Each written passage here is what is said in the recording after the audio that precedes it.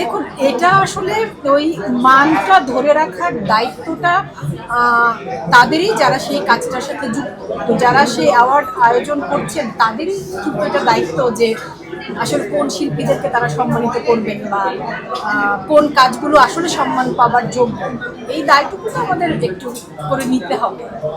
তোমরা না আমাকে এই সমস্ত বলে এমন বিব্রত আর লজ্জায় ফেলো, মানে ধরো আমাকে দেখে উদাহরণ দেওয়ার কিচ্ছু নাই। আমার সামনে আমার আরো 10 বছর, 20 বছর, 30 বছরের বড়রা আছেন যারা কাজ করছেন এবং অসাধারণ সব কাজ করছেন। আমাদের সামনে মো আপা আছে, সাদিয়া ইসলাম মো, আমাদের সামনে জয়া আপা আছে, আমাদের সামনে দিলারা আন্টি আছে।